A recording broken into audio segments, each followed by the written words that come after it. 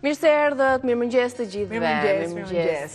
Jemi gati në kuzhinën tonë të Oreze Dielli për të nisur me përgatitjen e recetave. Kemi ndruar pak vendet me Albanën, se ashtu është procesi i punës. Dhe do t'ju prezantoj më njëherë me recetën tonë të parë. Po. Pite me panxar. Se më ke vesh bluzën njësoj në ngjyrën e panxarit. Ajo në ngjyrë roze e kënd fedel. Edhe bukur. Në fund fare, me mielin. Atëherë kam panxarin e kam kaluar këtu, ta bëj një gëzhht. Ja, një sekond se...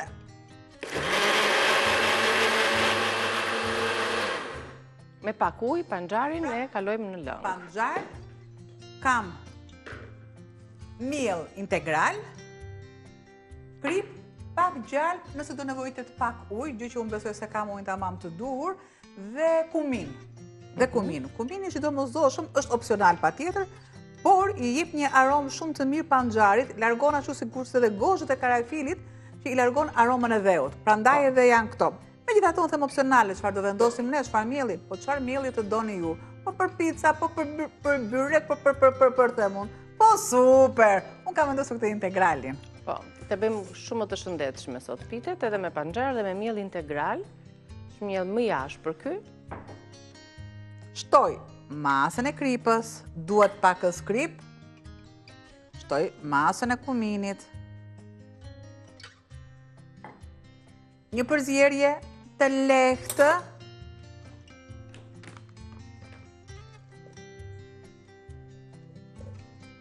dhe shtoj gradualisht, avash avash,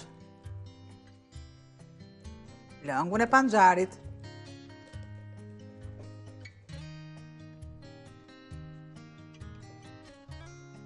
Që dhe gjithë masën këtu, sepse po të dua unë, mund të shtoj sërisht miell, në të dua unë, mund të shtoj ujin pak këtu që mos të kem... Ja. Përse nisa me këtë recet, sepse ka nevojë të pushoj, prandaj. Po. Derisa, ja, kjo masë, të më jetë e duhur, Ta bëjmë një brumë të kuqe. Po.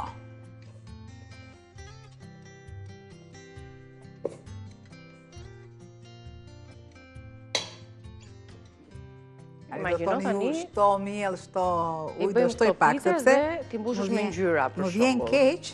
Po ka mbetur dhe pak. Për ngjyrën që ka dhe prandaj. Mi shtojmë dhe pak miell nëse Po, patjetër që po. Na del më i ujshëm, lëngshëm brumi. Që të mos e çojmë dëm. Të gjitha i largoj të panxarit. Dhe ja kështu do të procedojmë me miell integral dhe me panxar, pak kumin, krip dhe pak gjalp që do të kemi për në fund edhe për tani për ta zbutur brumin, edhe për të skuqur pitet tona.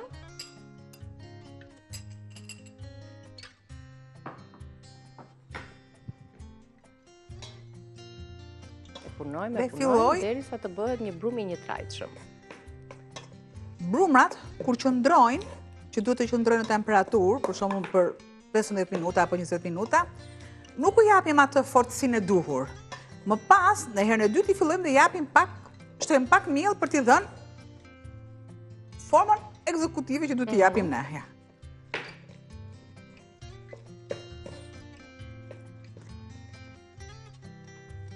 Edhe pak miell, se është pak më i lagës. Jo, si shtova vetë lëngun, nëse ishte tamam ajo për atë punë, po merdi keq. Pra është masa e një kokre panxari që është mesatare. Po. Ja, bëhet kjo masë e shkrifët, shumë e shkrifët bëhet si masë. Integral apo thekre, Atlas na jep të dyja variantet. Çfarë të duash? Do mjafton që të jetë se këtë miell që kemi në tryezë është mielli thekër. Unë kam miell thekër. Po për ta përzier, edhe me miellin integral dhe me miellin e thekër. Më merri si ka të dy bitë mia më merr pak. Kush tha që në moshën 55 vjeç dikush do të thotë pa lexuar edhe qysh që shkove një herë ti te thekra të paktën që ta sjellim për anvisat tona. Po sepse dalin shumë të mira. Mund të bëhet bukë me miellin e thekrës, mund të bëhen pite, me të dyja llojet e mielrave, edhe me integralin edhe me mielin e thekrës, mund të bashkohen të dyja, po padyshim që mund të bashkohen për të bërë këtë recetë të piteve apo të gatimeve të tjera që keni në plan ju. Do t'i shtojmë edhe pak tjetër. Po, do t'i shtoj se do t'a punoj tani. Mieli i thekrës është më i ashpër, vjen më i ashpër në konsistencë, ka dhe një ngjyrë më të errët akoma. Dhe e sjell atlas bashkë me variantet e tjera të larmishme të llojeve të miellit sipas gatimeve dhe sipas mundësive që ju keni. Për shembull, mielli për çdo përdorim, mielli për pica, miell misri i bardh, miell misri i verdh, ja dhe miell i thekrës që po përgatisim në këto pite. Është dhe varianti tjetër në të njëjtën paketim që ngjan shumë paketimin e miellit të thekrës, që është mielli integral. Siç e tham, mund ta përgatisni bukën tuaj në shtëpi me këtë lloj mielli, dikush zgjedh për mielin. Përse them unë? Përveç se do ta provojmë. Përse them unë që shpesh herë ju shikoni që punojnë brumin me doreza. Nuk ka shans që brumin ta punoni me doreza, sepse është masa ngjitse tek brumi tërheq dorezën. Dhe jo më kot unë e përdora sot për të treguar që nuk punohet me doreza në brum 1 dhe në proces termik 2. Po. Atëhere filloj dhe e punoj. Ja. I till punohet brumi në fillim fare, derisa fillon edhe merr mielin e duhur.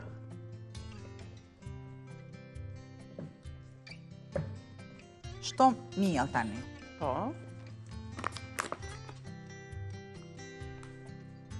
Në rregull.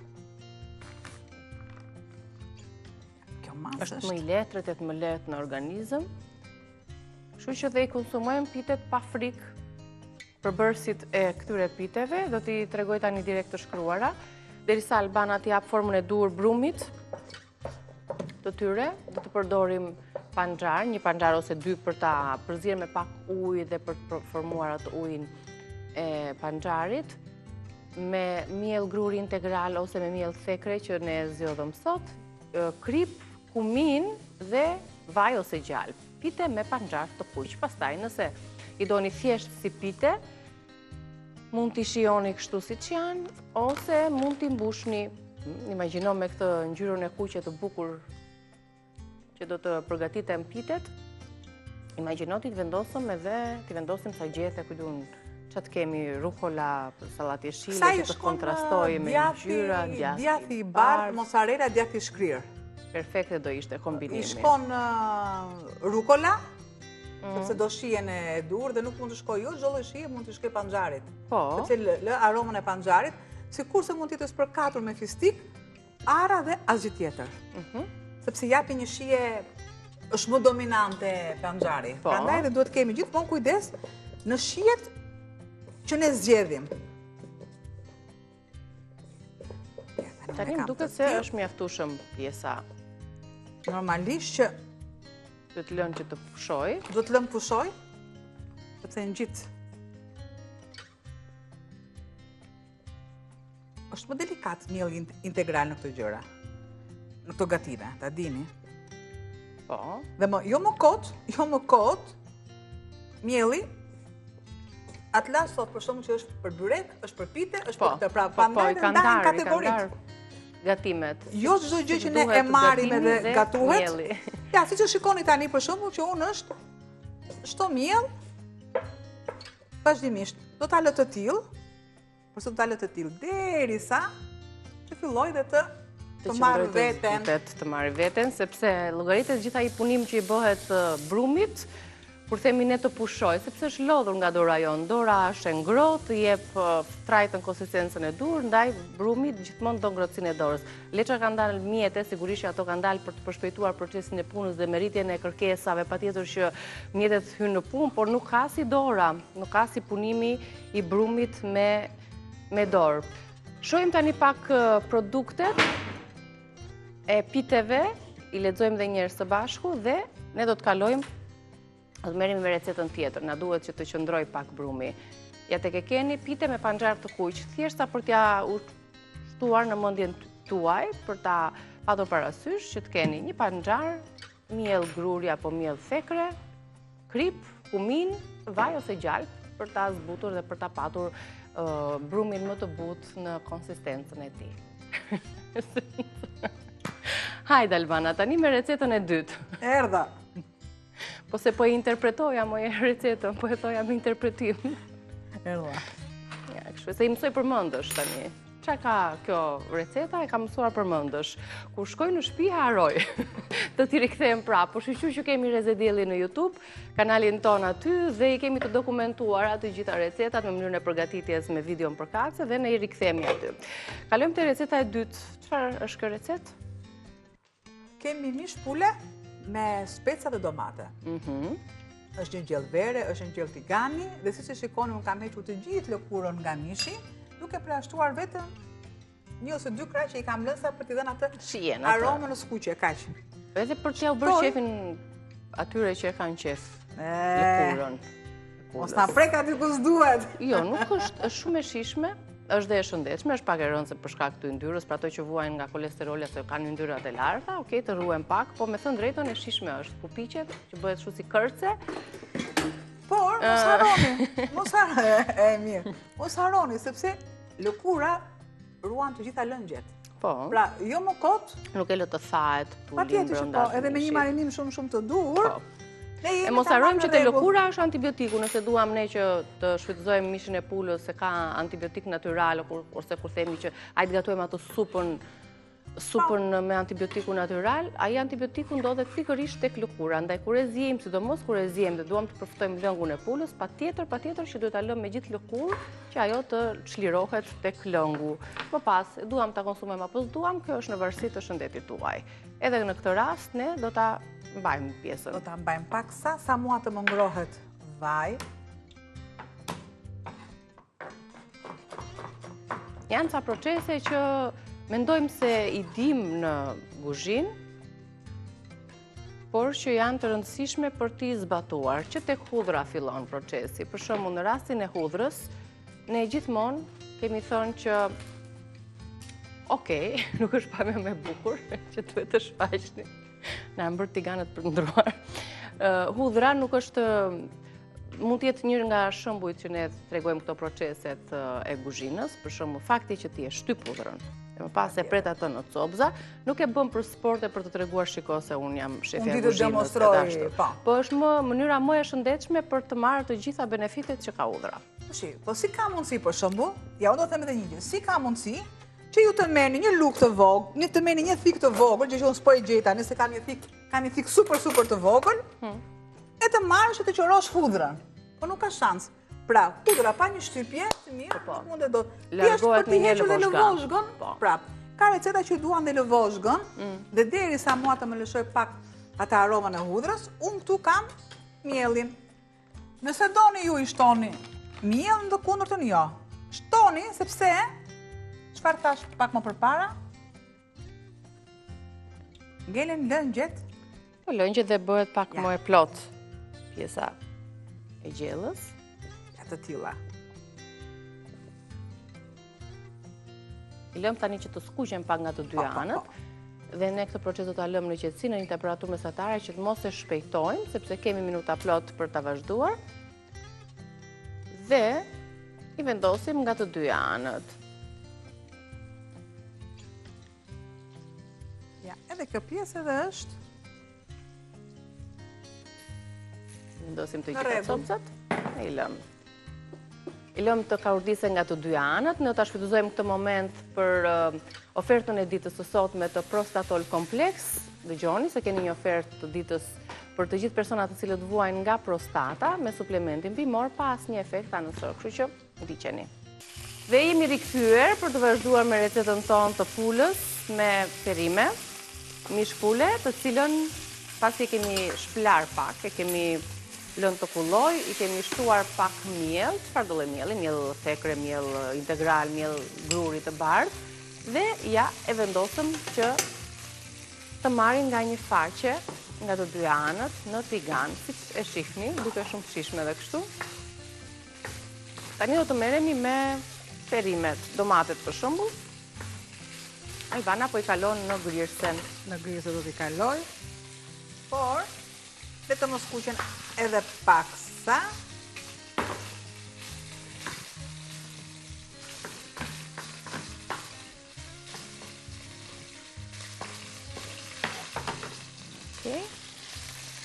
Specat. Kujdesemi që në gatime të kemi ngjyra, si rasti specave, cilat në treg janë disa ngjyra, disa ngjyshe. Ne zgjedhim të kuqet dhe jeshilet që janë më të përdorshme dhe më kollaj të gjendshme. Mund të keni të verdha, ato po janë më shtrenjtë. Janë përgatime më specifike, edhe çmimin e kam pak më. Tani japin laçtir specat. Prandaj dhe unë nuk shtoj ujë. Avash, derisa të marrin edhe veten.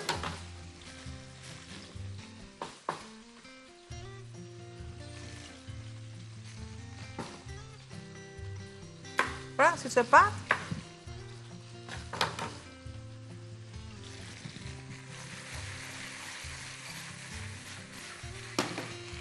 I lëm që të zbuten edhe Largoj këtu, do të shtoj një mas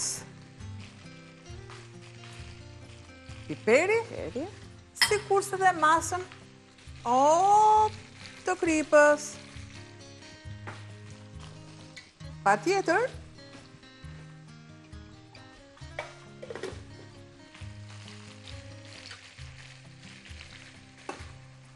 shumë pak ujë. Shumë pak ujë. Nuk shtova salcë, po pakës ujë. Ka ngjyrë berore, që vërtet janë tepër të shijshme. Shtoj.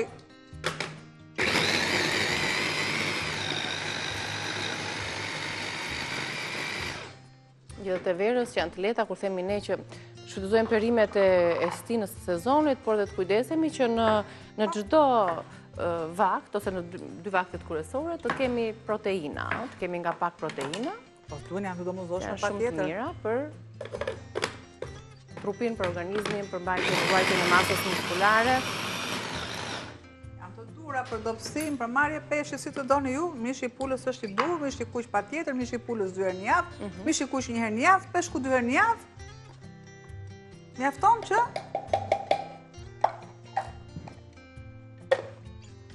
të kemi dëshirë që të mbajmë një regjim ushqimor. Një balancë të mirë. Jo vetëm kur vjen vera, gjë që më ndodhë mua gjithmonë. Dhe ja. Shumë domate në të. Ky lëng që është këtu, shiko. Do jetë dhe sa mishi të bëhet gati. Në momentin që thahet lëngu, edhe mishi është në rregull. Unë këtu do të shtoj të pomodorit që janë të tilla dhe bim aromatike. Po.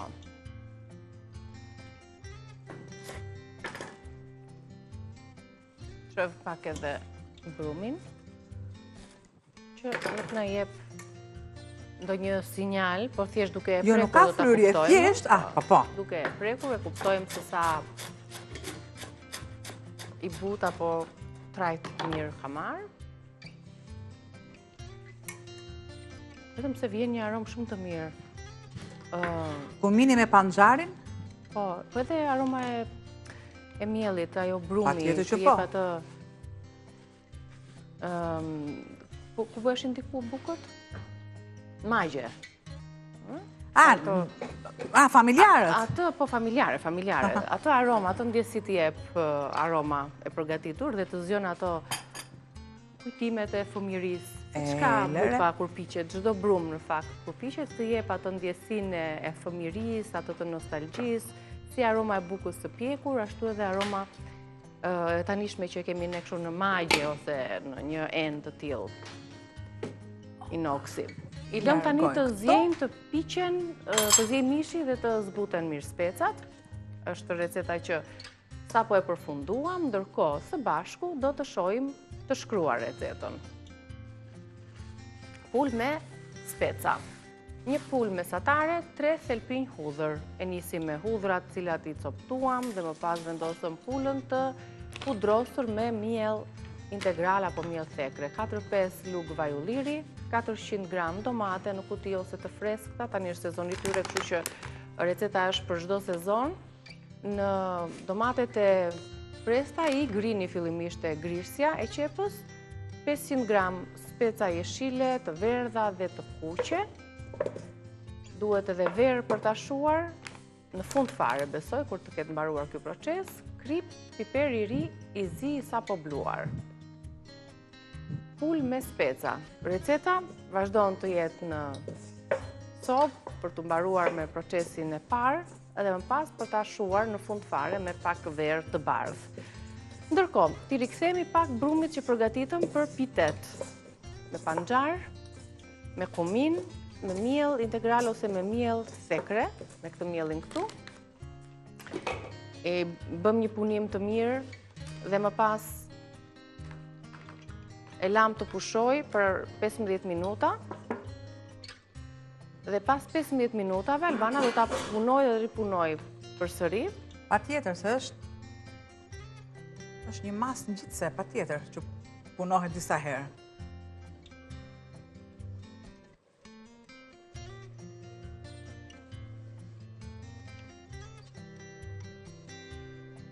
Dhe që do t'japim pastaj atë formën e rumbullakët. Derisa ky miell që është në banak i përthithur mirë nga ky mas brumi.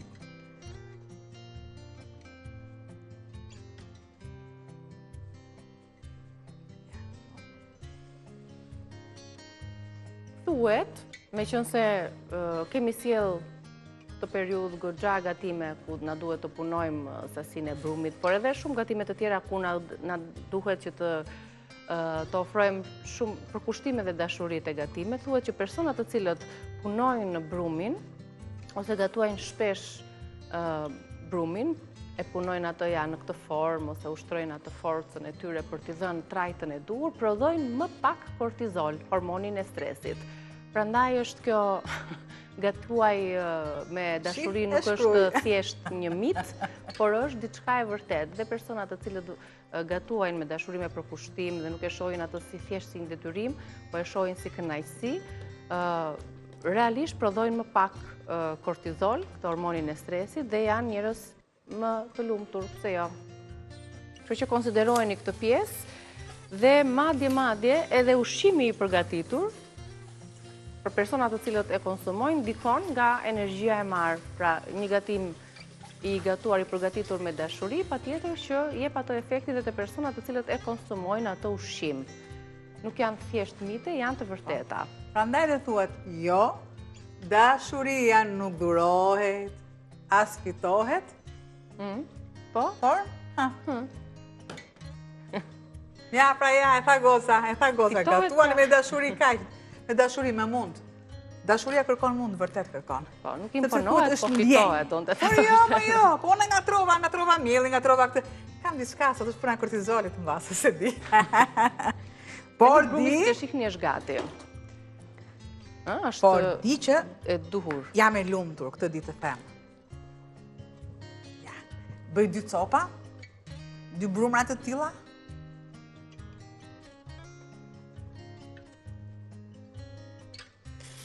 Bëj një ndarje, op.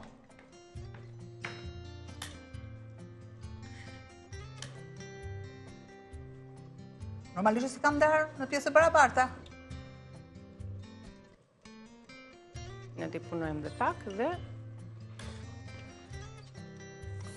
Këtu. Tani thjesht do t'i japim një formë rumbullake të shtypë, apo t'i lëm kështu, si panine. Da pas ka shku më një për panine. Po dhe mund të piqet ajo. Mund të bësh një më të madhe, për shumë, dhe pjek dhe pastaj e mbush. Hajta leon vendin tim ti këtu, ate. Ma lër një kështu më mirë. Hajta leon vendin. Një panine. Do të lë 2 topa. Aq. I bashkoj dhe e bëj me një mbushje. Patjetër që shumë e mirë. Shkon shumë mirë edhe panine mbushur, patjetër. Po se ja qëllon që mund kemi bërë pak më tepër brumë se që duhet dhe... Po një bukë e tillë me një fërges me gjithë është ju fare. E pra. Po jemi se sa, në që një shkopin në këtë gjëra që ja, ashtë. Po se tani... Drishkë, kur morite. I bërë kështu në kulaçka, po tani ne duam të dim se çfarë do t'i bësh ato kulaçka. Pite, më thash pite. Ja.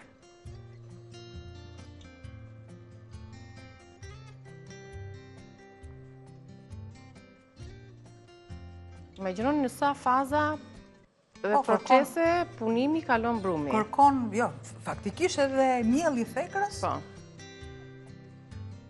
Ose bio, janë 2 milla që kërkojnë shumë punim. Kam thënë, në millat e zakonshëm... Se janë më të ashpër. Po, kërkojnë 20 minuta. Kurse ju e patë se sa ishte kozgjatja që mu deshë mua në përthithjen, sepse është panxhari, dhe është tjetër proces, kur unë panxharin e marrë dhe e kulloj, i marrë dhe vetëm lëngun, dhe tjetër është që të kem edhe tullin e panxharit që unë e kam këthyre pure. Pra unë shova pure, nuk shova lëngun. Se doja që të gjithë ekstraktin, çfarë kishte, e doja në masën e brumit, kishte shijen e duhur. Nëse unë do kulloja vetëm lëngun, normalisht pureja do ngelte e pa shtuar në brum. Ja. Këtu kam dhe këtë masën tjetër. 4, 5, 6, 7, 8. Me pak, me gjysmën e paketimit të miellit. Për një familje për 4 antarësh, nga 2 pite janë mjaftueshme. E lëmë edhe pak, do shta duhet të zjej, derisa ne të bëhemi gati për t'i skuqur tani. Momenti për t'i skuqur pitet. Për t'i dhënë formën e tyre. Normalisht do t'largoj pak të tenxhere. Do t'a lëmë këtu? Largojmë lullet, sepse lullet tha shumë, pa. Dhe do të shtoj pak zgjalp në tigan. Edhe kur bëhet fjalë për krepa, për pite, me gjalp, sikur japin një tjetër shije gatimit, i mbajnë ato dhe më të buta, ndaj dhe ne do t'i skuqim me gjalp. Është më mbi letra se sa furça. Ose, ndryshe, ta kemi me sprucator. Mund të shtoni gjalp, mund të shtoni edhe vaj, si të dëshironi ju.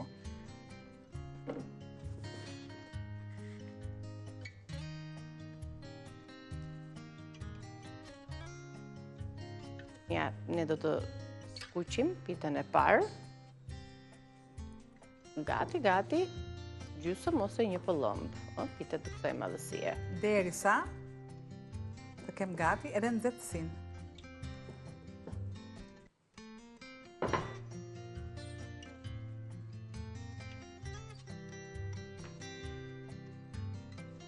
Largoj dhe masën e miellit që mund të ketë pitja.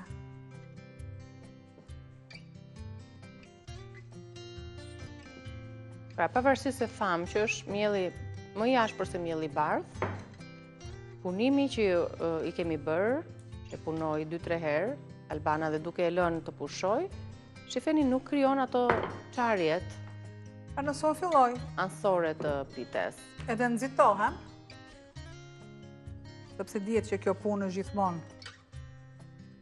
gjithmonë në një nxitim të kohës. Po. Nuk dalin ashtu siç duhet, gjithçka do minutazhin e vet, ose vetëm nëse unë e bëj më përpara brumin. Hapim edhe 4 të tjerat, duke lënë ndoshta, duke hequr, sepse kur të kthehemi nga reklamat fillojmë t'i skuqim ne të dyja, të treja, të katërta, të sa copë janë bërë. Dhe i tregojmë më njëherë pasi të kthehemi nga publiciteti. Është momenti tani që të falenderojmë sponsorat tanë, ju presim për t'i skuqur bashkë pitet.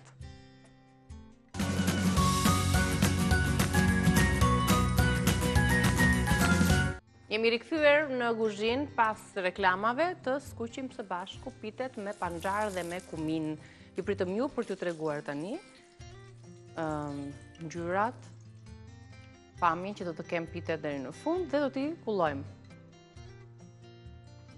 Pak gjalp, më të shtoni dhe pak vaj për skuqe. Dhe ja. Nuk do synojmë t'i bëjmë shumë të mëdhaja. Kjo është ndoshta madhësia e dur.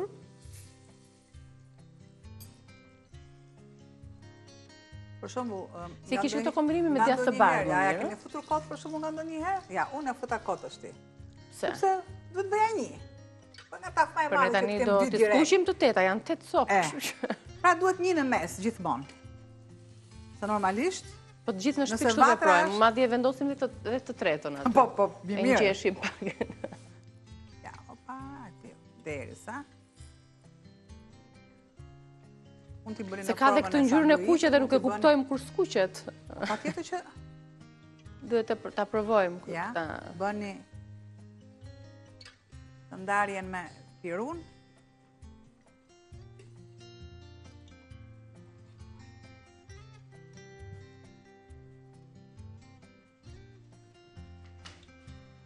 E diçka e tillë.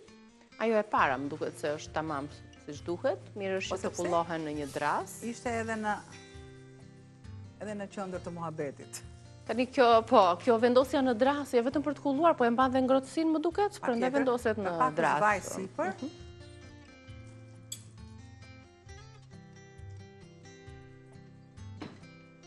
Ja i skuqim njëra pas tjetrës. Nëse ne duam që të kenë volum, shtojmë vaj. Në të kundërt,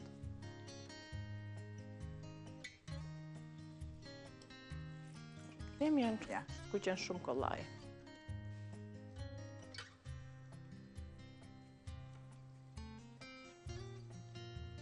Normalisht, fillimisht të nxehtësia e madhe, më pas e ulim pak atë, e bëjmë tek mesatarja.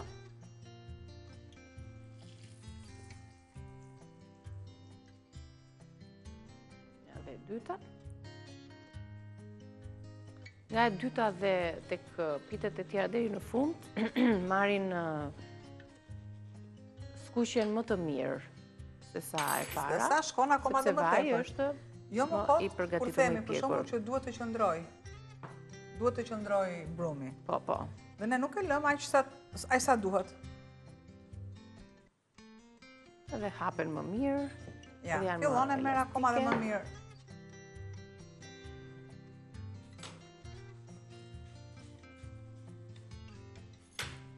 Tret shpime që nxehtësia të vendoset të vej deri në mes.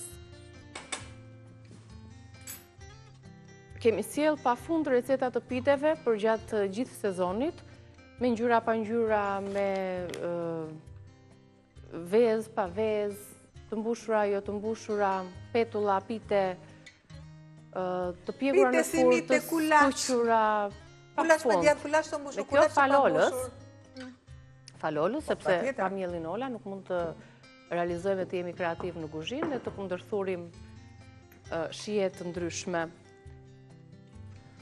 Okej, bëjmë edhe një tjetër dhe sigurisht që do kalojmë tek pjesa dhe tek receta e tretë. Për pas çfarë gatuajmë, çfarë receta do t'ju sjellim Anvisa? Pastaj kemi vezë të thërmuar me domate. Pra kam sjell dhe me kunguj, kam sjell receta verore.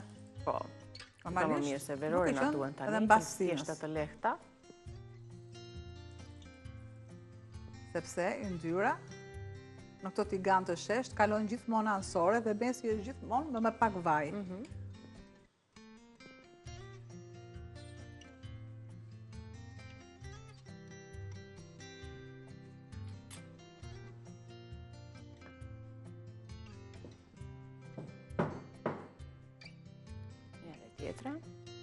Kam qenë aroma që të lënë një ndjesi shumë të mirë skuqja e tyre, e kombinuar me aromën e miellit të thekrës, pak nga aroma e kuminit, pak nga panxhari, nuk e di, ka një kombinim shumë të mirë kjo shije.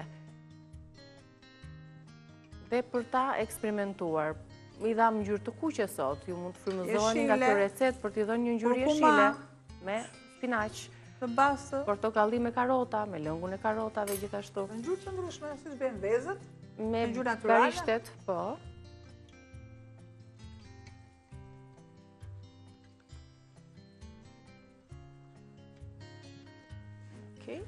them dhe 2 të tjera, do të durojmë derisa t'i skuqim edhe 2 të fundit. Dhe me t'i skuqur pjesën tjetër ne do të bëhemi gati, i skuqim ato të dyja. Sistemojmë se siç e shihni banaku ynë është me miell, ne do ta sistemojmë për të përgatitur recetën e tretë dhe derisa ta arrim aty, kemi përgatitur një material sot që tregon se cilat mund të jenë 10 ushqimet ose ato çka studimi i fundit që ne kemi lexuar ka përmbledhur si 10 ushqimet më të shëndetshme dhe për vlerat e tyre flet ky material, kështu që nëse keni kuriozitet mund ta ndiqni dhe t'i shënoni t'i përdorni të paktën jo 10, po disa prej ushqimeve që përmenden në këtë insert. Inserti dhe rikthehemi me recetën e tretë.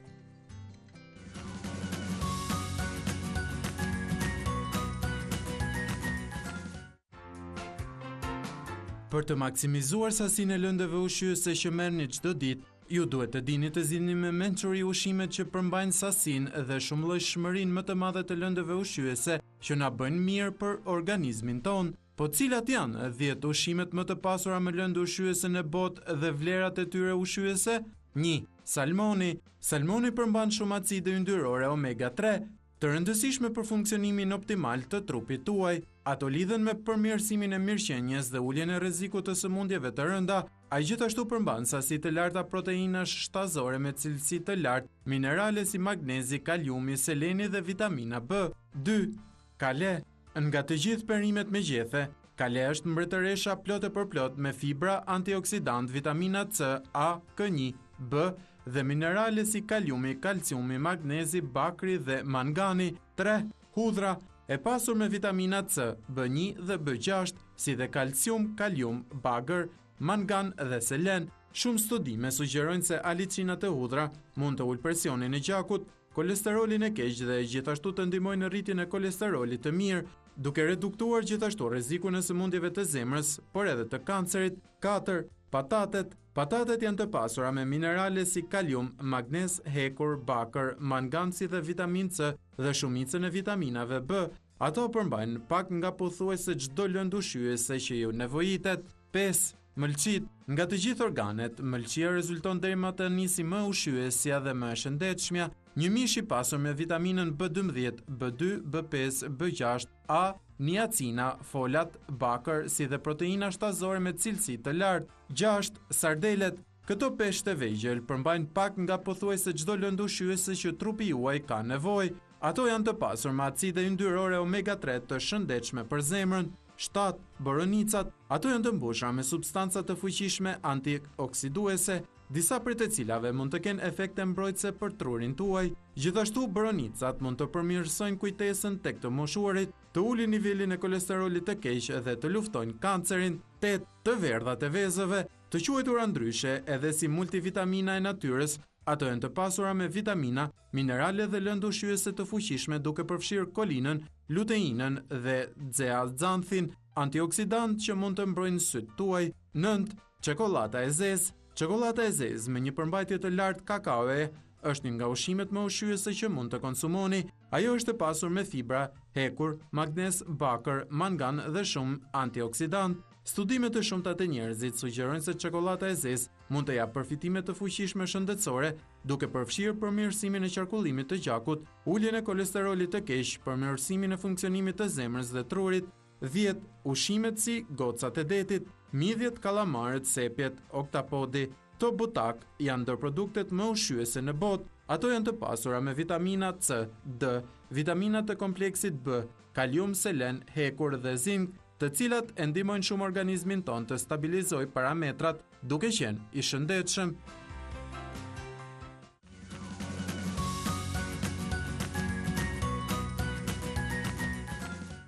Mirë se u rikthyet. Po, edhe të verdhat e vezëve që kemi në tryez që po i rajmë tani për recetën, që kishin përmbajtje të tyre kolinën, do të përzgjidheshin si një prej 10 ushqimeve më të shëndetshme. Edhe shumë të tjera që i ndoqëm tek inserti, dhe që bën mirë që çdo familje t'i integrojë t'i ketë përfshira në regjimin ushqimor. Me pitet mbaruam. Tani, përgatisim recetën tonë të tretë. Do na duhen 4 vezë ovital, të madhësive të ndryshme, mesatare apo largë, të kuqet apo të bardhat, për të ndërtuar këtë recet. Shohim së bashku njëherë produktet, çfarë na nevojite, sa bëhemi gati edhe me produktet shoqëruese, vezë me kunguj dhe domate. Për këtë recet ju duhen 5 apo 6 vezë, 4 kunguj, 4 domate, 2 thelpin hudhër, 60 gram gjalp, 4 lugë vaj ulliri, 1 degëz borzilok, krip dhe piper i zi. Edhe kjo një recet e thjeshtë, vere, shumë pak minuta ju merr për ta përgatitur, kështu që ndjekim hap pas hapi tani se si ajo gatuhet. Kungujt e prerë në kubik.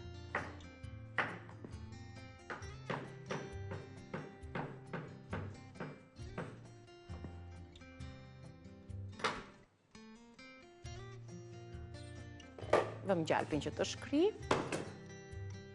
Vezët gatuhen dhe marrin më shumë shije kur gatuhen me gjalp. Shumë pak vaj që të mos digjet gjalpi. Vezëve kam shtuar kripën, piperin.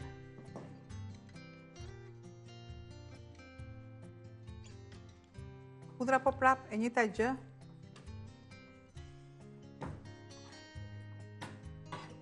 Të tillë, pa e shqipur fare.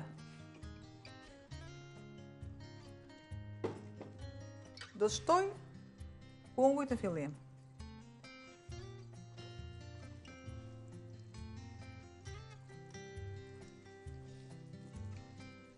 Bashkë me thelpit e hudrës, ashtu si që i kam.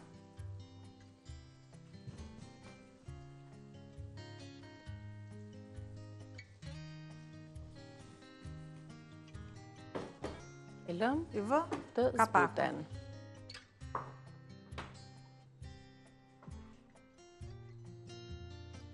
Derisa të marrin atë zbutjen e duhur, nuk ka problem se domatja është e butë. Tomatet hahen tani në verë, si pomodorët, ashtu edhe domatet e tjera, varietetet e ndryshme, zemërkau, apo rozët, apo domatet e tjera. Janë disa lloje varietetesh, ato që nuk marrin shumë ngjyrë, po që brenda nuk duken me ngjyrë të kuqe jashtë, po janë brenda shumë të mira. Kështu që janë tani të stinës të sezonit, ende ndoshta të fushës, por... I zgjodha të vogël, i zgjodha këto që t'jenë pomodor, sepse ka një shije ekstra, e kanë më të veçantë shijen. E kanë më të ëmbël, normalisht i vjen se ajo frutit. Prandaj dhe i shkon shumë mirë vezës së fërmuar, sepse do ikin vezë fërmuar, e skuqur, bashkë me kungujt. E diti që kur konsumon, siç themi ne që karrota shumë e mirë për të marrë ngjyrë, se ja disa ushqime që na ndihmojnë për të marrë ngjyrë të bukur në plazh. Përveç karotave, një prej ushqimeve ishin dhe domatet.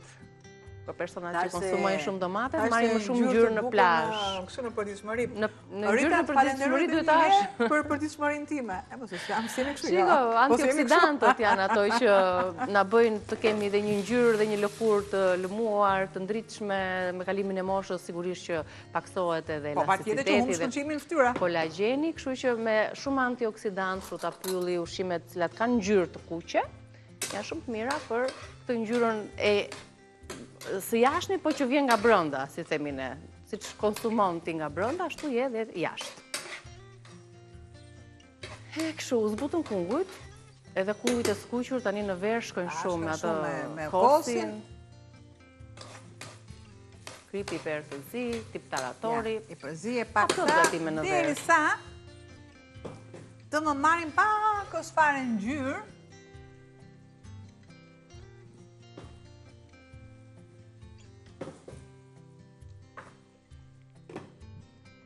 Kam edhe domatet edhe.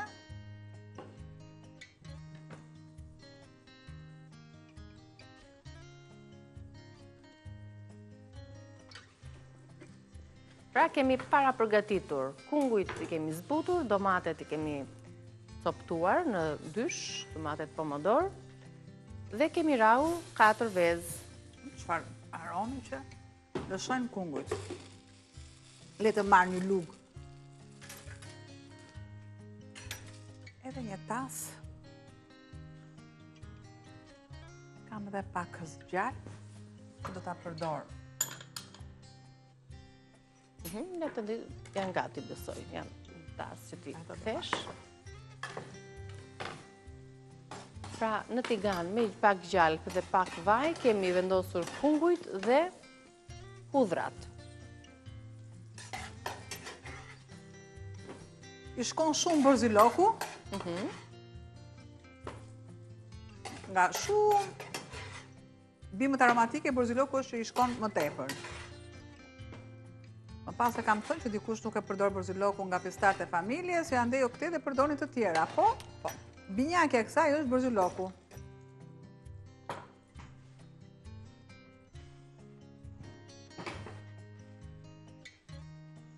E lë dhe pak sa.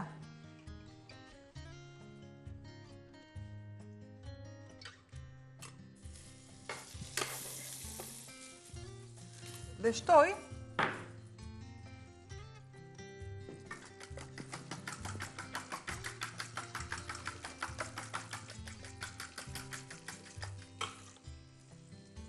Shtojmë vezën tani, që të sikur po e skuqim.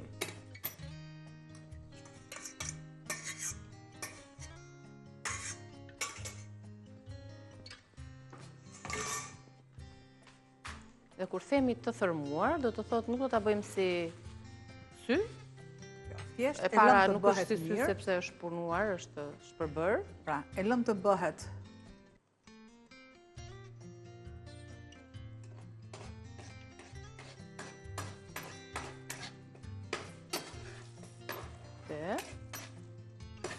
i bashkojmë me njëra tjetrën. Kemi drejt përfundimit të recetës, një vezë të skuqur bashkë me hungujt dhe në fund fare do t'i shtojmë pomodorët sa ato të ngrohen pak në ato aromat vajin e ngrohtë me perimet e tjera. Shifenia në këtë formë, në copza. Kur thamë që në çdo vak të kemi proteina, mund t'jetë një vak mëngjesi, mund t'jetë një vak dreke, mund t'jetë një vak darke.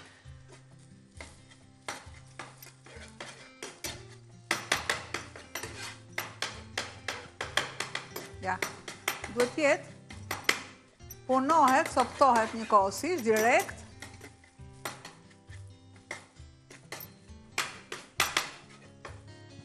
Shtoj kungujt.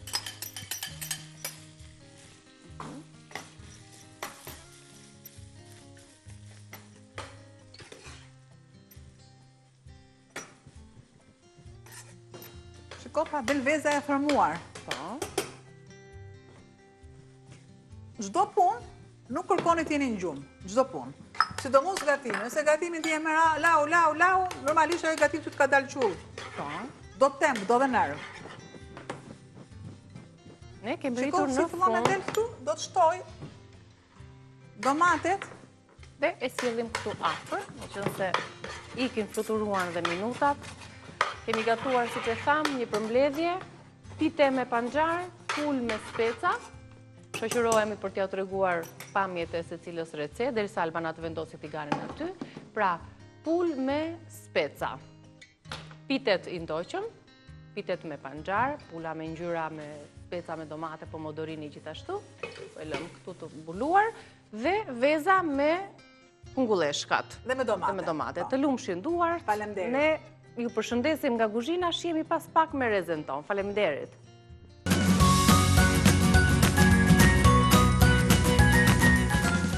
Mirë se erdhët në Reze Dielli. Ju përshëndes sërish në këtë hapësirë, do të diskutojmë një tematikë që ndoshta është e fshehur brenda nesh. Shpeshherë i themi vetes që unë nuk mund ta bëj këtë gjë. Unë nuk jam mjaftueshëm e mirë apo i mirë për ta realizuar këtë punë, për ta marrë përsipër këtë punë. E po nuk mos e shifas në ëndër, themi shpeshherë me njëri tjetrin, janë disa fjali apo tip besimesh limituese që quhen ndryshe, të cilat ne na bllokojnë, na pengojnë të ecim përpara. Por këto janë thjesht zëra të brendshëm, ne duhet t'i zhbllokojmë dhe duhet ecim përpara për të mos u kufizuar tek disa shprehje të tilla, të cilat realisht na pengojnë në punën tonë të përditshme dhe në rritjen tonë, qoftë emocionale, po ashtu edhe në fusha të ndryshme të jetës tonë. Me terapistën për mirëqenien emocionale, Sonila Qesaraku do të flasim pikërisht për besimet limituese. Çfarë janë ato dhe si t'i heqim pikërisht përfundimisht nga vetja jonë. Mirë se erdhe, Sonila. Faleminderit për ftesën. Kënaqësi që të kam këtu. Kënaqësia ime. Ndoshta janë terma të reja për shoqërinë tonë, por ato ekzistojnë, janë si themi si zëra të brendshëm, të cilat shpeshherë na kufizojnë të hapemi me të tjerët ose të ecim përpara. Ta përkufizojmë pak më thjesht çfarë janë këto besime limituese, që quhen ndryshe. Besimet limituese janë ide, janë afirmime mbi jetën, mbi veten, mbi shoqërinë, mbi punën, mbi marrëdhëniet, që ne i besojmë të vërteta. Ne jemi të bindur që ato janë të vërteta. Janë një palsyze që ne i kemi vënë dhe e shikojmë jetën me një farë filtri. Pra, e njëjti realitet, e njëjta jetë, nuk shikohet njësoj nga persona të ndryshëm dhe kjo varet në bazë të besimeve limituese që ne kemi, të sistemit të besimeve më mirë që ne kemi. Mund të themi shprehje të tjera të besimeve limituese ose këto zërat e fshehura që ndoshta publiku na i kupton dhe i di që i kanë vetë. Patjetër, besimet limituese mund të thonë për shembull nuk jam i mirëmjaftueshëm, siç the ti, unë nuk mund t'ja dal, unë nuk mund ta bëj. Lekët janë të pista, vetëm maskaren mund t'i bëjnë lekët, për shembull. Ta shohësh në ëndër, për shembull, këtë gjë. Këtë ta shohësh në ëndër, ti s'ke për t'u bërë kur kështu, familja jonë nuk mund të arrijë dot kur atje. Janë vërtet ato kanë lek, ne nuk i bëjmë dot këto gjëra. Ato kanë lek, ne nuk i bëjmë dot këto gjëra, nuk ja dal dot. Pra, janë besime që vërtet neve na bllokojnë, na limitojnë, na ngadalsojnë në rrugtimin tonë të jetës, në fushat të ndryshme të jetës tonë. Këto shpenguese janë, pra duhet të jesh shumë i fortë që këto ti largosh nga vetja, ti heqësh apo si largohen? Fillimisht duhet të jesh i vetëdijshëm që i ke. Që Sepse në momentin që ne nuk jemi të vetëdijshëm që i kemi, nuk mund të ndryshojmë. Dhe shpesh nuk jemi të vetëdijshëm. Ka raste kur jemi të vetëdijshëm, për shembull, unë mendoj që në Shqipëri nuk ta japin meritën. Le të themi një vajzë vjen tek mua dhe thotë në Shqipëri nuk ta japin meritën. Dhe e mendojmë që kjo është e vërteta. Atëherë, një mënyrë se si ne mund të testojmë është të pyesim veten ose të pyesim personin tjetër. A është 100% e vërtet që në asnjë vend pune, asnjë punëdhënës nuk ta jep meritën? Kjo mirëqen për të gjitha vendet e punës, kjo është ideja. Dhe nëse personi e shikon që jo, se në një vend pune ja kanë dhënë meritën ose një shokut apo një shoqes së tij ja ka njohur meritën, kjo e sfidon besimin limitues të vetëdijshëm. Pra duhet i njohim fillimisht që i kemi, ti pranojmë që i kemi dhe më pas të punojmë që këto besime limituese ti largojmë nga. Sepse në shumicën e rasteve ne mendojmë që është gjithmonë diçka e jashtme. Pra në çdo gjë që na ndodh, nëse ne nuk realizohemi, e ka fajin shoqëria, e ka fajin qeveria, e ka fajin punëdhënësi, e ka fajin personi tjetër. Ndonjëherë dhe familja. E ka fajin familja, e ka fajin mami dhe babi pse na kanë edukuar ose janë sjellë në një farë mënyre dhe asnjëherë nuk e çojmë vëmendjen tek vetja. Po për shembull, nëse një gjë na ndodh për të paktën më shumë se një herë, nëse na ndodh 3 herë njëjta gjë, ai është momenti që ne gishtin nga jashtë të fillojmë ta drejtojmë nga brenda, jo për të akuzuar apo kritikuar veten. Ai zëri i brendshëm kur bëhet shumë kritikues, pastaj mund të jetë sabotues, jo për këtë, po thjesht për të realizuar, a mund të ketë diçka te mua që është duke tërhequr këto persona, këto situata, këto evente në jetën time? Besimet limituese janë një antenë që ne kur ecim në jetë bëjmë një broadcasting message, si antena këtij televizioni, që jep një mesazh. Ti nuk e shikon fizikisht, por ndërkohë në televizion transmetohet. Dhe është sikur ne të ecim edhe me një postit në ballë, për shembull, nëse unë mendoj që nuk jam e aftë mjaftueshme, nëse unë mendoj që jam e paaftë, unë shkoj në botë edhe të tjerët me këtë postit dhe them që unë jam e paaftë. Dhe kjo çfarë bën? Që bota të tjerët i përgjigjen asaj që unë ndjej dhe asaj që unë transmetoj dhe më trajtojnë si të paaftë. Një vajzë tjetër, një shembull konkret, me 2 doktoratura, shumë e zonja, shumë e aftë, me të gjithë informimet e botës, por mendonte që ishte pa aftë. Problemi sa ishte që kur shkonte në intervista pune, asnjë nuk e merrte, nuk e vlerësonte, sepse ajo vetë mesazhi që transmetonte ishte që ajo nuk vlente. Besimet limituese mund të jenë të natyrave të ndryshme. Për shembull, disa mund t'i trashëgojmë nga paraardhësit. Pra ne nuk trashëgojmë vetëm tiparet, po edhe traumat, po edhe besimet e paraardhësit. Keni parë ndonjëherë kur thuhet në familjen tonë është bërë gjithmonë kështu, është kështu, e të tjerë e të tjerë? Disa besime limituese janë historike. Për shembull, duhet mbaj gjithmonë bukë në shtëpi. Gjyshja ime për shembull thoshte gjithmonë që shtëpia duhet të ketë gjithmonë bukë. Ajo ka një arsye pse ishte atëherë, sepse atëherë nuk ishte shumë materiale në dyqane nuk ishin hapur tërkohës. Sot ajo nuk është më e vlefshme, por mund të jetë që persona për shembull të moshës së mamit tim akoma të mbajnë bukë brenda për të pasur një farë sigurie. Pra, sepse nuk përditësojnë dhe ne ja kalojmë edhe fëmijëve tanë këto besime pa u përditësuar me kohën që jetojmë sot. Gjë që duhet punohet, kërkohet, le themi ta dim fillimisht që si duhet fillohet, që të mos na pengojnë edhe këto besime ose lexova që mund të quheshin si tip edhe zëra të brendshëm të pashkruara, apo thjesht janë në mendësinë tonë brenda nesh dhe largohen përfundimisht nëse këto nuk i kemi më, ne jemi njerëz të rinj. Pra kemi fituar, kemi gjetur diçka të re. Neve nëse ndryshojmë besimet tonë limituese, jeta jonë ndryshon totalisht. Për shembull, nëse në fëmijëri jemi kritikuar shumë ose na kanë krahasuar me të tjerët, kjo mund të sjellë që ne të ndihemi jo të mirë mjaftueshëm, që ne të ndihemi të pazotë, të paaft mjaftueshëm. Nëse neve e kuptojmë këtë gjë, por kjo duhet bërë dhe një proces gërmues kur themi në momentin e parë duhet i dallojmë pse unë ndihem gjithmonë jo e mirë mjaftueshme. Të shkoj pak nga pak në pavedije, sepse shumica besimeve limituese nuk janë në vedija, në pavedije.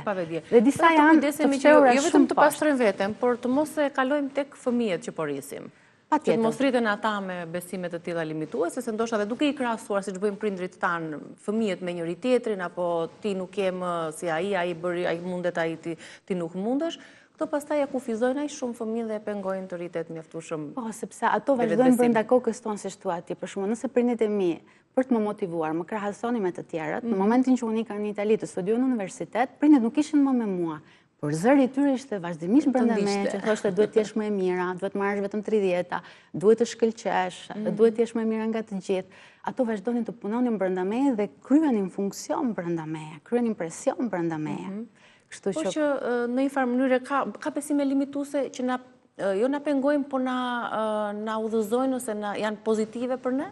Atëherë, ato janë besime fuqizuese. Fuqizuese. Pra ne mund të kalojmë nga besimet limituese tek besimet fuqizuese, mund t'i largojmë dhe mund të afrojmë besimet fuqizuese për të mos na penguar, të jemi më vetbesues dhe të çajmë përpara në fusha të ndryshme të jetës. Po, sepse ndonjëherë ne mund që mos e kemi provuar kurrë të ndjejmë. Pra, nëse unë dua që të kaloj nga e mos të ndjerit e mirë mjaftueshme në të ndjerit shumë e aftë, shumë e zonja, që vlej shumë, po nëse unë nuk e kam ndjer asnjëra të ndjesi, nuk e di ç'do të thotë, atëherë kemi nevojë që personit t'ja mësojmë, t'ja downloadojmë në sistem, si është ajo ndjesi, si është ai vibrim, ç'do të thotë të ndihesh aftë mjaftueshme, ç'do të thotë të ndihesh e dashur e të tjerë. Ashtu ana tjetër. Sonila, ne përfunduam me minutazhin e sotëm, por unë di që ti ke shumë për të folur, një terapiste që merresh dhe me terapinë e tingujve, ndoshta një ditë tjetër do të na tregosh se si mundet që të përfitojmë dhe ne të gjithë nga kjo mënyrë e mirëqenies emocionale, pra se si përmes tingujve mund të shërojmë shumë trauma të shkuarës apo jo. Kështu që ta lëmë ndoshta një hapësirë tjetër së bashku. Patjetër, me shumë kënaqësi. Në studio ishim me Sonila Qesarakun, kalojmë tani në reklama dhe do të vazhdojmë me Rezën pas pak.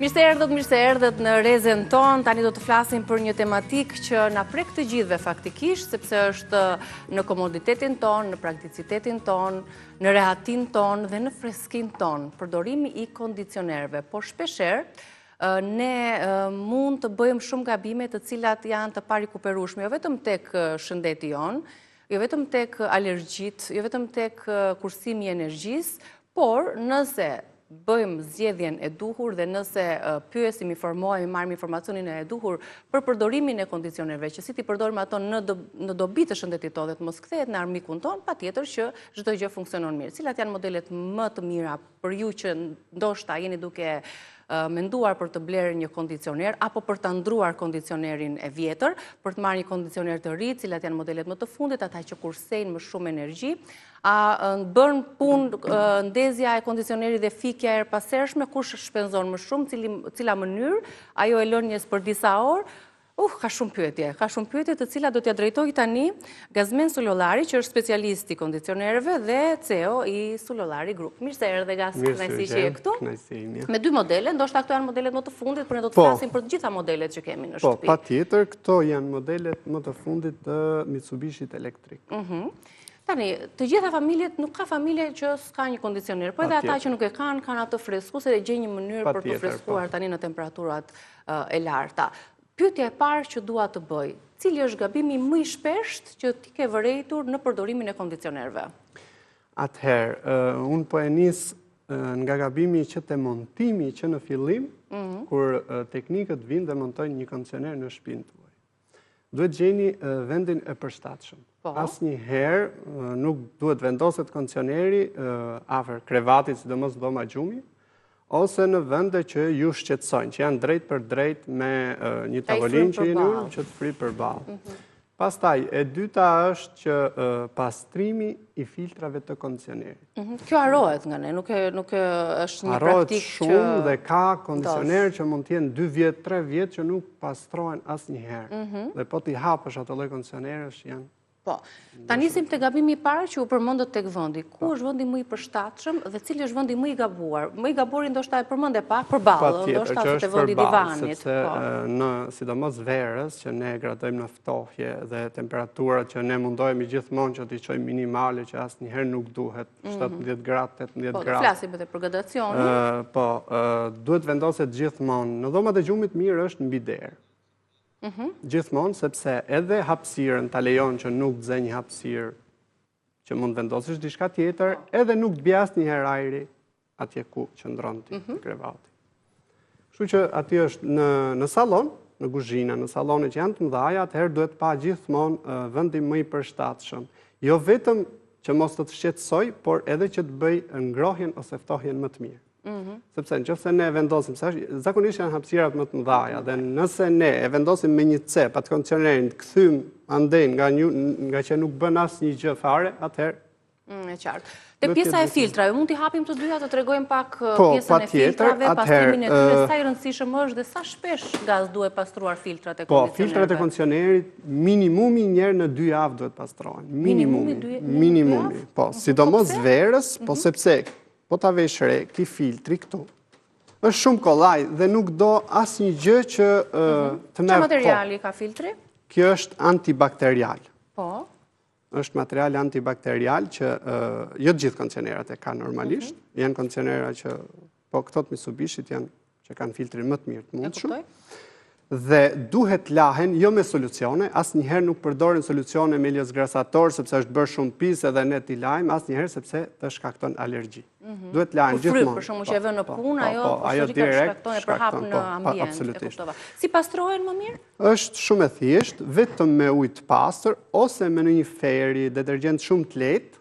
Detergjentenësh, çfarë kemi, çfarë përdorim? Po, asnjëherë nuk përdorim gjëra të rënda dhe po zakonisht me ujë, po ta la shumë shpesh, vetëm me ujë është super okay. Të ngrohtë apo të nxehtë? Të vakët. Edhe uji i nxehtë bën nuk ka nevojë për ujë të nxehtë. Okej. Sepse po të jetë shumë i nxehtë, rrezikon që ta djeg filtri. Se varet sa grad, mund të jetë 80 grad, ajo digjet. E kuptova. Kështu që zakonisht i vakët duhet. Një herë në 2 javë, më pas lihen të thahen apo i thaj me tharse? Po, lihen të thahen, ose nëse i ke urgjente, do t'i thash me tharse, ose me në një leskë të thatë, që thahet shumë shpejt kjo, dhe e vendosën. Por asnjëherë të njoma, sepse po t'i vendosësh sot të njoma, ti deri necër është bërë shumë më keq se sa kanë ato të dyja. Është bllokuar dhe ai nuk ftof, por përveç se nuk ftof, ka dhe efektet e tjera ardhësore. Absolutisht, si te kursimi i energjisë, si te çdo gjë tjetër. Domethënë edhe te kursimi i energjisë, filtri është. Si na kursejnë energji filtrat? Po shiko, është njësoj sikur ne të zëjmë frymën dhe të heqim me sforca. E njëjta gjë është edhe kjo, që nëse kjo bllokohet, kondicioneri do funksionojë shumë keq, do funksionojë me sforca shumë të mëdha dhe gjatë gjithë kohës do harxhoj sepse ai nuk arrin që të çojë temperaturën e duhur në ambient.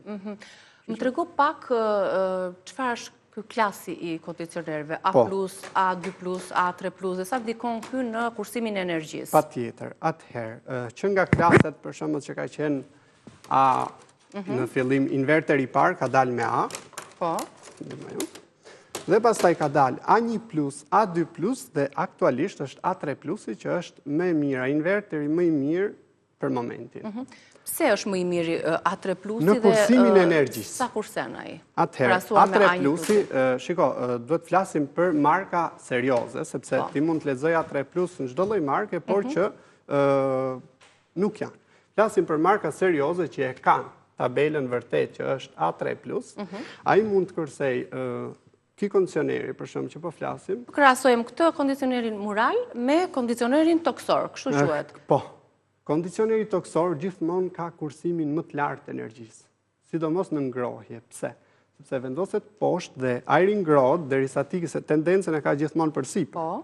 Dhe derisa të shkoj lart, ai ka ngro ambientin poshtë. Dhe ngrohjen e bën shumë më të mirë sepse normalisht ti po të kesh një shtëpi të ftohtë me një kondicioner mural të thjeshtë, nga këmbët se ndjen asnjëherë të ngrohtin. Po. Dhe je gjatë gjithë kohës. E kundërta është me freskinë apo?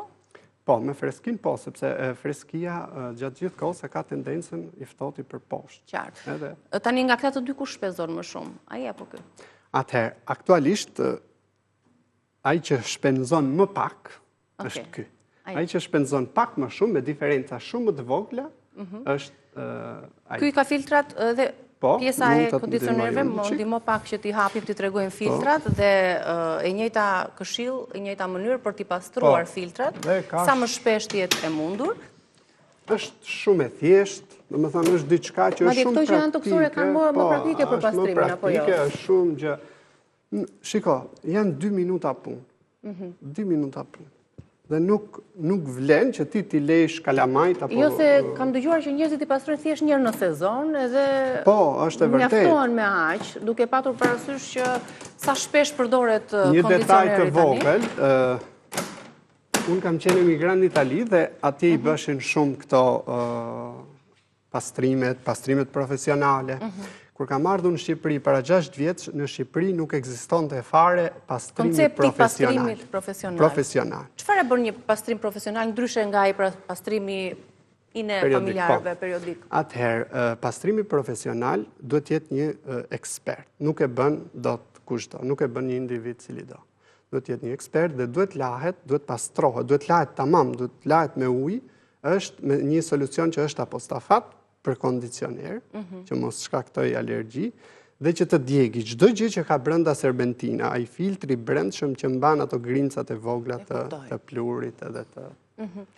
Doja të ndaleshim pak gaz tek temperatura. Temperatura që duhet të montohet apo të vendoset përmes pultit, kondicioneri në varësi të temperaturës që është në ambient. Nëse sot temperatura është 35 gradë jashtë, brenda sa duhet të qëndrojë dhe për sa kohë do ta mbajmë të ndezur kondicionerin? Atëherë, kondicionerin nëse është e nevojshme, s'ka nevojë ta fikni fare, domethënë për 5 orë, 6 orë, aq sa ju nevojitet. Po njerëzit mendojnë 5-6 orë ndezur, por na shpenzon shumë. Jo, edhe 12 orë. Në ngrohje mund ta mbash edhe 18 orë. Po. Në ngrohje, për shembull, dimrit që ke nevojë sepse jemi një ambient ftohtë dhe ta harxhon shumë pak. Ka njerëz që fik ndis. Jo. Ta fikim tani se shpenzuam shumë. Ta ndizim se tani se është shumë vap. Është shpenzon më shumë kur e lëm në këtë formë. Sepse çan ndodhen kondicioneri, orën e parë harxhon derisa ambienton temperaturën. Që e përshtat me... Po, që e përshtat me temperaturën e jashtme. Pastaj, ai çdo 2-3 gradë që luhat temperatura brenda, fiket ndizet vetë. Po. Dhe nuk është e nevojshme që ne të rrim ta fikim, ta ndezim, se nëse e fikim, ai për 10 minuta prap njësoj të bëhet ajri. Do filloj përsëri nga e para procesin. Dhe ti nuk do rish për 10 minuta që ta ndezësh prap. Që do të thotë ka 3 fishin ose 4 fishin e kostos më të lartë. Pra gënjejmë veten. Nëse ne fik ndis, meqense mendojmë që ta fikim të tension të... Absolutisht. Nuk kursen asgjë. Gjithmonë unë klientëve u them që nuk ke pse ta fikësh. Je 10 orë në shtëpi. Le 10 orë. Ama rregullon temperaturën. Tani 35 jashtë janë temperaturat. Brenda duhet ta vendosim kondicionerin në cilën grad? Edhe 27 edhe 28 gradë. Është optimale, nuk është e dëmshme. Nuk është fare e dëmshme, por nuk duhet pretendohet që nëse ti e le 28 gradë brenda, nuk do të pretendosh se ka njerëz që e duan 20 gradë. 18 gradë, janë mësuar gjatë gjithë kohës. Kjo është në dëmin e tyre apo në dëmin e kondicionerit apo të shpenzimit? Gjëja e parë është në dëmin e tyre, në dëmin e shëndetit, pastaj është në dëmin e kondicionerit, që normalisht sforcohet shumë, se një temperaturë e lartë brenda, jashtë, normalisht edhe brenda ai do punojë, do sforcohet, patjetër. Dhe pastaj tjetra është që harxhon shumë energji elektrike. Po, pra sa më të përafta të jenë temperaturat e brendshme me të jashtmen, aq më pak harxhon kondicioneri. E kuptova. Për kaq orë sa ju po thoni për ta lënë ndezur kondicionerin si për të freskuar ashtu edhe për të ngrohur ambientin, a e than ambientin, a e than ajrin, kjo është e dëmshme për pjesën e ajrit brenda, duhet ajrosur shpeshherë, të hapet balkoni? Shpeshherë duhet ajroset. dhe varet nga kondicionerat që përdorim, sepse që ndodhë, tregu ka edhe kondicionerat që janë shumë të thjeshtë, që realisht nuk kanë cilësi ajri, dhe ato janë shumë të damshëm. Por në qoftë se gjithmonë përdor një markë, s'është e thënë vetëm Mitsubishi, se Mitsubishi është më i mirë, por s'është e thënë mund të kesh edhe marka tjera në patjetër, në tre ka lloj markash. Por që janë,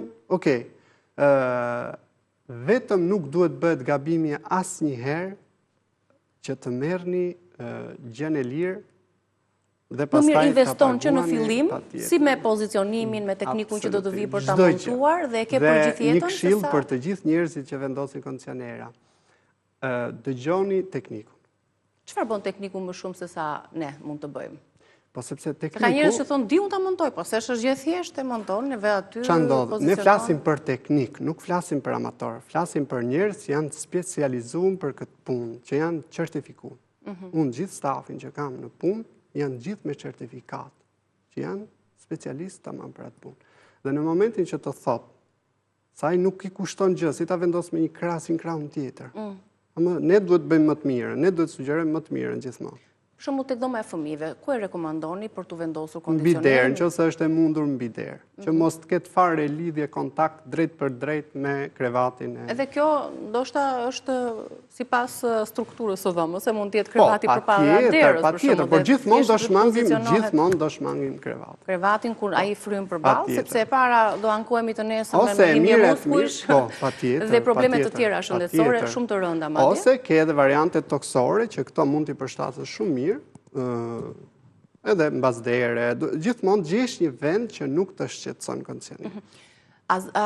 Mund të më tregosh si mu duhet ta zgjedhim kondicionerin në varësi të sipërfaqes së sallonit, për shembull? Po, gjëja që bëjnë shumë gabim njerëzit, edhe marrin që kondicionerin e gabuar për sipërfaqen e gabuar. Shumë herë vinë dhe thotë, du një kondicioner 9000 BTU për 20 metra katror, 25 metra katror, ndërkohë që ai nuk bën asgjë. As nuk ngro, as nuk fto. Po sidomos ngroja, se ngroja është më problematike, domethënë kërkon më shumë potencial. Për një dhomë 4x4, që zakonisht janë 4x4 dhomat, gjithmonë rekomandojmë 12 BTU. 12.000 BTU. Pra, sa e keni sipërfaqen, pra këtë gjë e zgjidh tekniku, e zgjidh eksperti që të mos... Në momentin që ju shkoni dhe pyesni në dyqan që, shiko, duhet blej një kondicioner, atëherë gjithmonë duhet tregoni ambientin, sa metra katror është, që t'ju rekomandojnë tamam çfarë ju duhet. Vinë shumë tjerë që thojmë, dum një 24.000 BTU për një dhomë që është 20 metra katror. S'ke që do, është gjuna, ti po harxhon shumë lek për të blej një kondicioner që është më i madh se ç'duhet. Po. Çfarë ndodh nëse ka njerëz që thonë po më rrjedh kondicioneri? Çfarë mund të ketë ndodhur tek pajisja? Atëherë, kondicioneri nëse rrjedh te pjesa e ujit, te kondensimi i ujit, atëherë do të thotë që nga papastërtit është blloku tubi, ka një tub shkarkimi. Mund ta kthejmë pak, të tregojmë pak gjithë strukturën. Pra, ky tubi këtu është bllokuar dhe normalisht do të... Dhe ç'a ndodh, ai normalisht do pikojë ky tubi, gjithmonë lidhet me sistemin e shkarkimit të ujrave të bardha. Po. Dhe qofse bllokohet, do të thotë që nga papastërtit, atëherë ka ndodhur që është bllokuar dhe duhet pastrohet. Qartë. Ndodh që kemi lënë kondicionerin ndezur, po paralelisht me të edhe do i ndritare apo balkonin. Edhe themi mbyllë balkonin se prishet kondicionerja. Prishet vërtet kondicioneria apo ka të bëjë thjesht me mos funksionimin siç duhet në freski apo në ngrohje? Kondicioneri nuk prishet, nuk prishet kondicioneri, por problemi është te filtrat. Që do të thotë, nëse ti le derën hapur, gjëja kryesore është që gjithë pluhuri që të vinë nga jashtë, se duket sikur s'ka, por kondicioneri, kur thith ajrin, e tërheq. A e pastron ajrin, kondicioneri? Patjetër që e pastron. Dhe e tërheq edhe atë pluhurin e imët që mund të ndodhë me një cep apo ku digjan. Kështu që edhe po t'jetë dritarja hapur, mbushet shumë shpejt sepse e merr direkt nga jashtë. Se ka atë fuqin thithse, kështu që prandaj dhe dritarja do të... Kështu që e dyta është që nuk bën punë. Do me thënë, nëse ti le një dritare hapur dhe ke kondicionerin ndezur, si t'jetë në verë që kërkon që të freskohesh, si në dimër që kërkon që të ngrohesh, nuk të bën punë. Normalisht dyert dritare duhet jenë të mbyllura gjithmonë. Absolutisht. Por nëse e lëm kondicionerin gjithë natën ndezur për shkak të vapës përvoluese, a është e shëndetshme apo bëjmë gabim? Për verës nuk është shumë e shëndetshme, Po për dimrit? Për dimrit është pak më mirë, sepse kërkon ngrohje, mund të kesh fëmijë të vegjël dhe të duhet.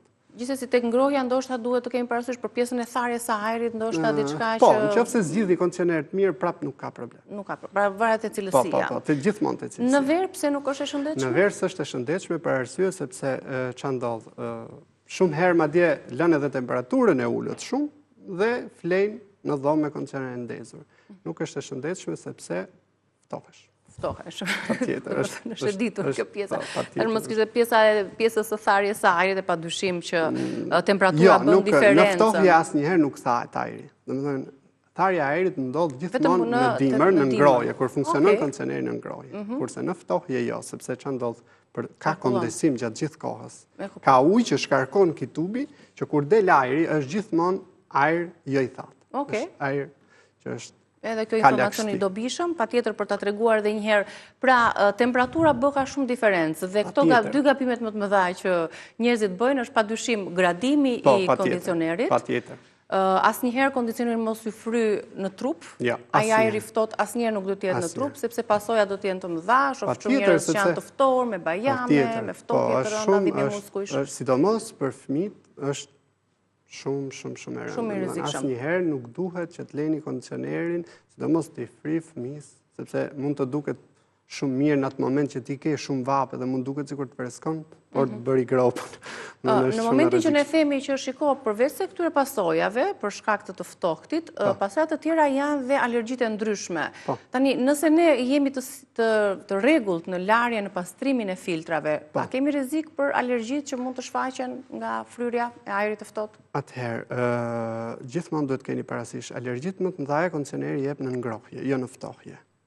Sepse gjithmonë i tkurr mikrobet i ftohti. Edhe bëhet si burim për të shumuar, apo ajri ngrohtë edhe... Ngroti po, ngroti gjithmonë i shumot mikrobet dhe alergjia përhapet më shpejt. Prap vim te gjëja që ne duhet vendosim një kondicioner të shpenzojmë.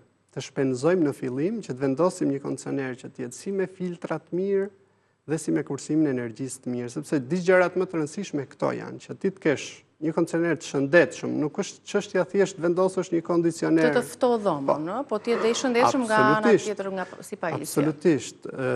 Dhe kursimi i energjisë, pastaj që normalisht është investimi më i mirë, edhe shpikja më e mirë duhet të thonë. Absolutisht. Është zgjidhje për vapën, zgjidhje për të ftohtin, për ambientet e mëdha. Që në sistemin e parë, pra ata që janë duke mobiluar apo duke arreduar shtëpinë e tyre, patjetër ju do t'i rekomandonit një prej këtyre të dyjave, toksori apo murali, në varësi të hapësirës apo... Në varësi të hapësirës, gjithmonë bëhet në varësi të hapësirës. Këto janë gjithmonë serit më të mira që ka sot për sot teknologjia e fundit. Është dhe më praktike. Që te kursimi i energjisë, që te filtrat që kanë, mund t'ju demonstrojnë që ashtu. Kjo është seria LN e Mitsubishit elektrik. Kjo ka një sensor termik që bën të mundur ngrohjen ose ftohjen e ambientit atje ku ty të nevojitet më shumë. Me inteligjencë të orientuar të fundit. Dhe ka edhe diçka tjetër që është shumë e rëndësishme, që gjën e parë që zgjedh sensori termik është për kalamajt e vegjël, që nëse janë të ulur diku që po lozin, sidomos dimrit, ajrin më të fortë e përqendron atje. Në qoftë se ne harruam ndezur këtë lloj kondicioneri dhe dolëm nga shtëpia, ki nuk punon. Me sensorin termik kontrollon gjithë ambientin dhe e shikon që s'ka njeri dhe s'takon fiket.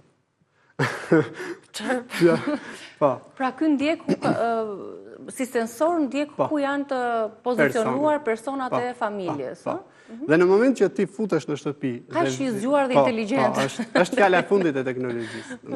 Super. Dhe në moment që vin ti, që e ka harru ndezur është fik, direkt të lexon që u futat e dera, dhe ndizet automatikisht prap vetë. Do të thotë që e ke gati. Si largohesh nga dhoma, ai fiket sepse s'ka njeri. Jo, nga dhoma jo, sepse ai pret që ti ai pret një afat që të kontrollon dhe pret që nëse ti për disa minuta nuk shfaqesh në ambient, ai fiket. Patjetër. Okej. Plus filtri, pastaj që ka edhe një filtr të veçantë. Në fakt, që jo çdo kondicioner se nuk është vetëm ky filtri. Ka të tjera brenda? Mbrojtje, po patjetër. Ja t'ja shpjegoj. Sa rëndësishme është të pastrohet jo vetëm barjera e parë e filtrit. Pra, për të pastruar jo vetëm filtri, po ka nevojë edhe pjesa e brendshme, çdo kondicioneri, jo vetëm këtë model që po tregojmë. Është filtri tjetër këtu, që është ky filtri këtu, që djeg çdo lloj mikrobi dhe ndihmon në alergjitë, në viruset, në çdo gjë të mundshme, që i djeg. Përdoret edhe nëse pi cigare në dhomën e gjumit, ai arrin që mos ta ndjesh fare patjetër. Edhe nëse gatun ti në kuzhinë dhe është ky kondicioner i ndezur, ki arrin që ta pastroj. Ja, këtu do pyesë, se kanë zonja që përveç aspirimit që kanë mbi sobë, nëse ai nuk është i duri edhe fillon që do deri diku, sa ndihmon në largimin e aromave të këqija kondicioneri? Ky kondicioneri këtu mund të vetëm ky apo dhe lloje të tjera që ne janë pak modele. Ka këtë fuqi, këtë aftësi, të largojë dhe aromat e këqija. Patjetër, dhe deri në 68% arrin që ta largojë çdo aromë të pakëndshme, gatimi apo të cigares. Në viruse, në alergji, një gjëra të tilla deri në 90 deri në 100% e ka potencën. Ne si kulturë, ne si shqiptar, sa le themi kuriozitet shfaqim për të marrë dhe këto informacione shtesë kur vendosim të blejmë apo të ndrojmë kondicionerët? Atëherë, krahasuar me qenë se vjen nga një kulturë tjetër italiane, krahasuar me kulturat e tjera. Atëherë, unë ju them këtë, kulturën kryesore duhet ta kemi ne si shitës. Në momentin që ne na vjen një klient e dyqani, ne duhet t'i rekomandojmë gjën më të mirë të mundshme. Ne nuk mundemi që thjesht t'i prezantojmë një kondicioner klientit dhe t'i themi kushton kaq. Mirë, ai do të zgjedhë për shembull kondicionerin më të lirë. Po. Se aq buxhet ka. Patjetër. Ti do t'ja shpjegosh të gjitha modelet që ke. Dhe pastaj në fund, ai vendos se kë do blej. Po. Por ti do t'ja sqarosh që edhe ky, sepse shumë njerëz nuk e blen një kondicioner të shtrejtë nga mungesa e informacionit, se thot, ç'a ka ky që bën krahasuar me X lek me këtë tjetrin që bën pak. Ç'a ndryshimi ka? Qofse ti e bind klientin dhe i thu që ka këtë që ai nuk e ka, e blej. Ama është se ajo që themi ne investojmë që në fillim ne dhe pastaj kursejmë në vazhdim se ta përdorim për gjithë jetën. Një kondicioner minimalisht jetë gjatësinë e ka minimalisht 20 vjet. 20 vjet pa mund. Nëse investojmë që në fillim nuk e ndrojmë për 20 vjet. Dhe po të bësh krahasimin e kostës që ti ke shpenzuar në ditën e parë që e ke ble me kostën që do kursesh gjatë gjithë kësaj kohe, ti e ke shumë të lartë. Nëndën ke bërë një kursim shumë një investim si çdo investim tjetër që është qofse ti blen diçka të lirë, plus që do të prishet shpejt për të fjalë fare, por që gjatë gjithë kohës ke atë korrentin që të vinë faturat e energjisë. Korrentin, ndoshta nuk të ftoh apo të ngroh si duhet. Patjetër, është çështja e alergjisë pastaj që është shumë problematike. Çështja e alergjisë dhe që këto nuk i vrejmë shumë, po që themi nga e mora këtë alergji ose ka një lloj bakteri që kam dëgjuar që qarkullon nëse ti nuk je vigjilent për t'i pastruar siç duhet filtrat dhe për të zgjedhur pajisjen e duhur. Dhe pastaj shkakton këto problemet e tjera derivate. Shikon, ndodhen se ka edhe një detaj tjetër që jo pa qëllim mora këtë modelin që po të vejmë re, këtu kalon i gjithë ajri. Serbentina, që quhet kjo këtu, është me flet alumini dhe është serbentin e pjekur në gradë shumë të larta. Dhe më thënë që i bjet diku të afër 2000 gradë, që është pjek. Dhe këtu, kjo nuk merr asnjë lloj bakteri që ta nxjesi në ta, nuk e pranon. Në moment që ti e lan, e pastron, është super okej. Po. Besoj se dham disa këshilla të duhura, po ka njerëz që se kanë mundësinë e blerjes së një kondicioneri dhe përdorin freskuset. Mund të bëjmë një krahasim, ndoshta jo të efikasitetit që ka njëra apo tjetra, po çfarë dëmesh mund sjellin nëse se thonë më mirë freskuse se kondicioneri na ftoh. Ja, nuk është e vërtet. Ne i tham ato Nuk këshilla është e që vërtet, nuk të ftonë nëse mban temperaturën. Një freskuse të ftoh edhe më keq, sepse ç'a ndodh që të freskoj freskusja ti duhet të rish përballë. Ndryshe nuk freskon, sepse ajo nuk është se ftoh, ajo thjesht fryr. Dhe në moment që ti ke djersitje në trup dhe gjatë gjithë kohës e ke fryrjen përballë, atëherë e ke më keq se sa një kondicioner. Do të thonë është nuk të bën asnjë lloj efekti, do me thënë në ftohje, sepse nuk ftoh realisht, ajo thjesht qarkullon ajrin e ambientit. Nuk është se bën Ama në qikë të ndryshosh pozicion, djerësit është dire nga absolutisht, sepse ajo nuk është se ngre temperaturën ose ul temperaturë, ajo është aq, thjesht qarkullon. Shpenzon më shumë freskusja se sa kondicioneri? Varet, sepse janë disa freskuse që janë më të mëdhaja, ato shpenzojnë, kurse ato që janë të vogla, janë pa përfillshme, por që nuk bëjnë punë. E qartë. Gas, falenderoj shumë për informacionet që nda mësot, një temë shumë e dobishme në këto ditë të nxehta, ku zgjedhemi vetëm të freskohemi, por të kujdesemi mbi të gjitha për pasojat që mund të ketë kondicioneri dhe kursimi, si ta përdorim atë me mençuri që edhe të marrim benefitet, freskohemi të shijojmë ditën brenda shtëpisë tonë, por mbi të gjitha për buxhetin ekonomik. Mos harroni edhe një herë, një kondicioner që fike ndizet shpeshherë kur harxhon më shumë se sa një kondicioner i lënë për disa orë të tëra, ndezur në temperaturën e dur, gjithmonë një diferencë me 4-5 gradë nga ambienti jashtëm, pak a shumë me sa varet, qofse janë temperaturat shumë të larta, mund të lëvizë edhe me 10 gradë. Edhe me 10 gradë. Nëse është 40 jashtë, 30 patjetër duhet të jetë kondicioneri i vendosur në ambientet e brendshme. Kujdes mos i qëndroni përballë, sepse problemet shëndetësore që po dëgjojmë kohët e fundit janë me të vërtet masive edhe sigurisht me pasoja të rënda për shëndetin. Shumë faleminderit, uroj ditë të mbarë. Faleminderit ju. Faleminderit gjithashtu dhe juve që na ndoqët, kalofshin ditë të bukur sot dhe kujdes me temperaturat.